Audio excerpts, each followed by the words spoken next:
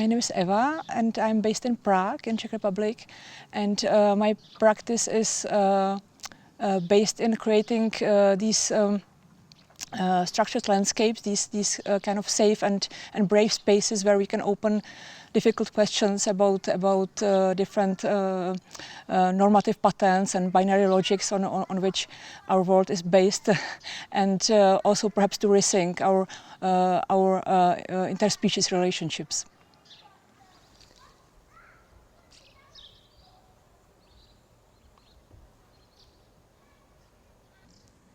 So when I was invited by BAU, by Simon and Lisa, I learned about the impressive story of Carthaus, of the former history of the place. I learned about the story of the fishes being brought up the hill by the monks living here, and I was also told that the space that we are kind of co-creating together should ideally function as a kind of collective space for different type of learning, so for different groups that would come here and spend some time, and so these were the two kind of links or hints, let's say, that I had, and from there I moved on to create a kind of outdoor classroom or outdoor learning space that would still take the form of a fish that you can enter. So by basically activating the classroom, you become part of the body of the fish out of water, which is also the title of this work. And this fish classroom provides different ways how we can relate to the modern human world. It's an outdoor classroom that allows us to also kind of activate our senses and the whole body differently. There are different activities or invitations in a written form, in a text form, that are being hung in the space, that provide different scenarios how to activate your body and your thinking and relating differently. But it can also serve as a place where you can have a rest or just, I don't know, daydream or take a nap or something like that.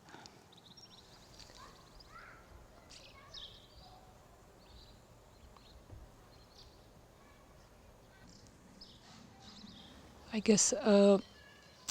art is,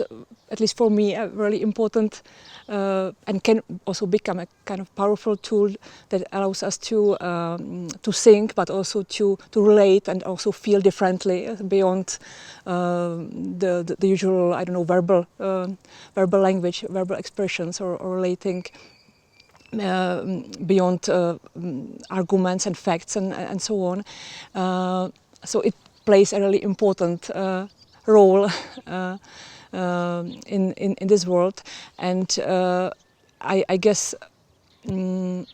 modern human beings or modern human creatures could, through the tool of art,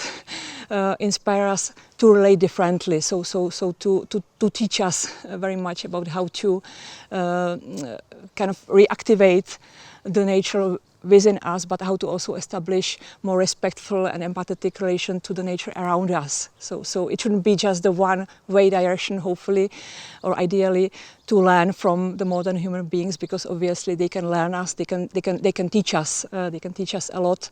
But it should be a kind of mutual process, a mutual kind of dialogue that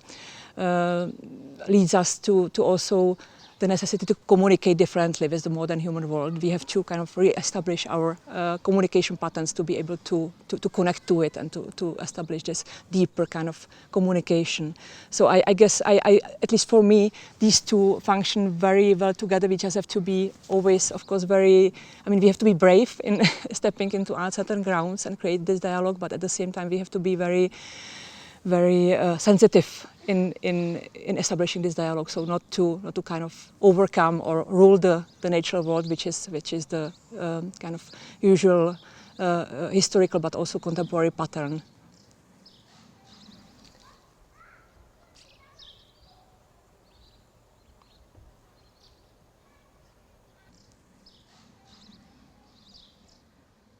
So when I came here for the first time, I guess what really struck me, or what I found and I still find really fascinating, was and is that actually you get to have more modern human participants, visitors, viewers of the artwork that you are creating in the site than you would have in a kind of more classical indoor exhibition space. So this was really a very challenging and tempting sort of invitation and realization of this fact. And I guess it's also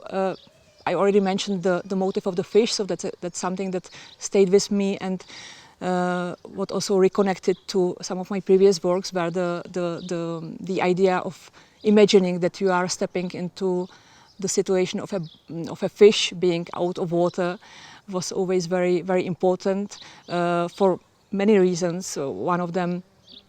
just metaphorically, was that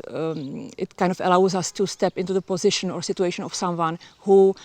finds itself or himself or herself in a very difficult situation, unnatural situation to be in, and then this can be taken,